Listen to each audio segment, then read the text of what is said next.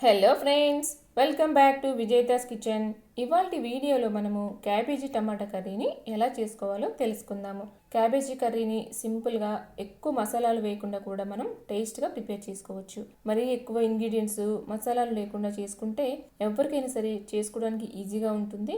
అంటే అప్పుడప్పుడే వంట స్టార్ట్ చేసిన వాళ్ళకైనా సరే, సింగిల్గా ఉన్న వాళ్ళకైనా సరే సింపుల్గా ఉంటుంది. చేసుకోవడం కూడా చాలా ఫాస్ట్గా అవుతుంది అనమాట. ఇప్పుడు ఆ కర్రీని ప్రిపేర్ చేసుకోవడం కోసం ముందుగా ఇలా క్యాబేజీని వాటర్లో ఉడికించి తీసుకోవాలి. నేను ఉడికించేటప్పుడే అందులో కొద్దిగా సాల్ట్ కూడా వేసాను. చల్లారిన తర్వాత క్యాబేజీలోని వాటర్ అంతటిని స్క్వీజ్ చేసి ఇలా ఒక ప్లేట్లోకి తీసుకోవాలి. ఇలా చేయడం వల్ల అందులోని పచ్చిదనం అంతా పోతుంది, మనకి ఈ కర్రీ కూడా త్వరగా ఉడుకుతుంది అనమాట. ఇప్పుడు దీన్ని ఒక పక్కన ప్లేట్లో పెట్టుకొని కర్రీ ప్రిపేర్ చేసుకోవడం కోసం ఇలా ప్యాన్ తీసుకొని అందులో సరిపడా ఆయిల్ని యాడ్ చేసుకోవాలి.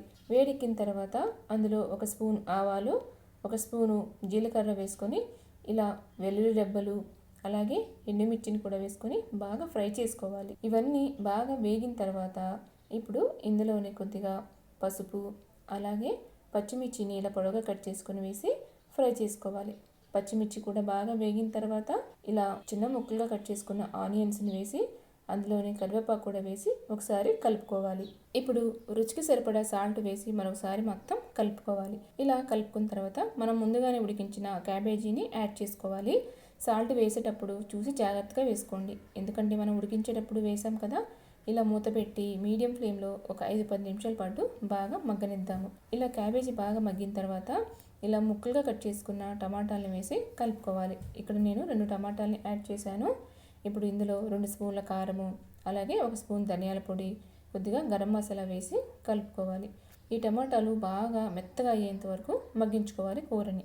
దీనికోసం ఇలా మూత పెట్టి ఒక 10 నిమిషాల పాటు బాగా మగ్గించుకుందాము. చూడండి, ఇప్పుడు మనకి టమాటాలు కూడా బాగా మగ్గిపోయినాయి కదా.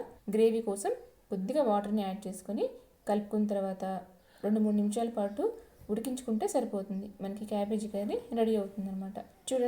చూడండి మనకి ఇక్కడ క్యాబేజ్ కర్రీ ఉడికిపోయింది కదా.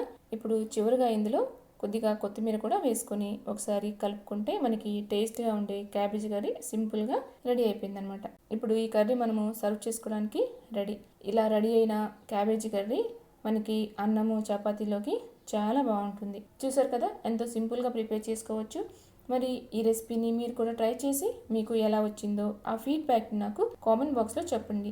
ఈ వీడియో మీకు నచ్చినట్లయితే లైక్ చేసి షేర్ చేయండి. మరిన్ని సింపుల్ అండ్ టేస్టీ రెసిపీస్ కోసం మన ఛానల్ని సబ్స్క్రైబ్ చేయండి. Thanks for watching.